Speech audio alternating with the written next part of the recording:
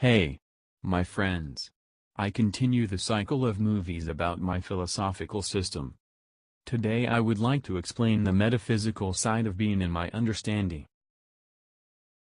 Everything that exists in the world consists of two substances. These substances are called the object and the subject. There is nothing, except them. Everything that is separated by borders belongs to substance the object. Everything that has no borders belongs to substance the subject. The world around consists of an infinitely large number of things. Roughly speaking, each of these things is an object, because it is separated by borders from other things. And the subject is an unlimited background on which objects are selected. However, in reality, each thing also consists of an infinitely large number of things. And everything from this set of things is highlighted on a subjective background too. Let's make up some scheme of the things of the universe. In this scheme, we will present each subject of a universe in the form of two halves. The first of them belongs to substance the object. The second belongs to substance the subject. For better understanding, we will transform our scheme that it took the following form. The form of a thing belongs to substance the object. And the internal invisible content of a thing which is called thing in itself too, belongs to substance the subject. Therefore, the world consists only of things consisting of the elements of substance the object and the elements of substance the subject. But we are people, we usually call all these things the word object. There are several types of objects. Physical objects are things that have mass and can be seen. Wave objects are things that do not have mass, but their presence can be felt with the help of sense organs. The simplest objects of this type are sounds. Mind objects are things that can only be seen with imagination. If all people see physical objects identically, then all people see mind objects in different ways.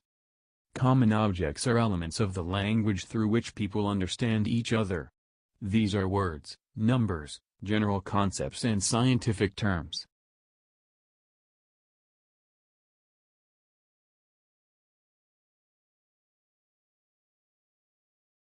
The laws of gravitation relate all elements of substances to each other.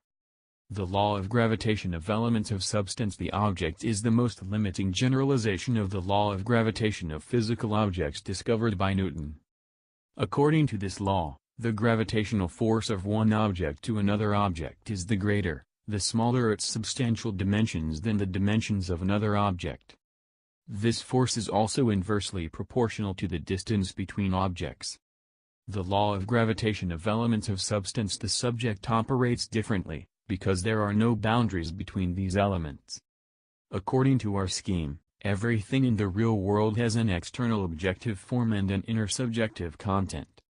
Therefore, here there is a force of gravity between the inner subjective content of the thing and the external subjective background.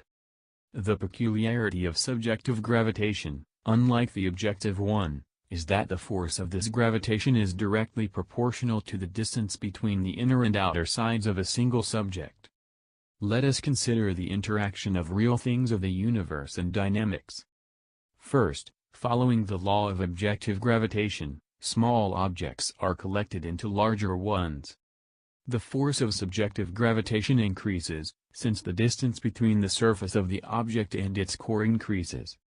Then, relatively large objects are collected in an even larger object.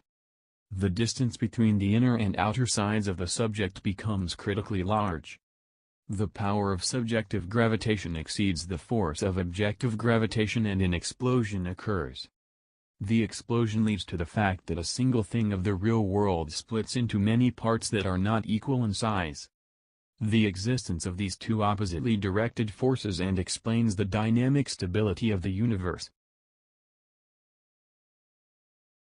Let's see how this works for the simplest two-dimensional objects in the form of a circle. But all this is true not only for physical objects, but also for a wave, for mind and for general types of things of the universe.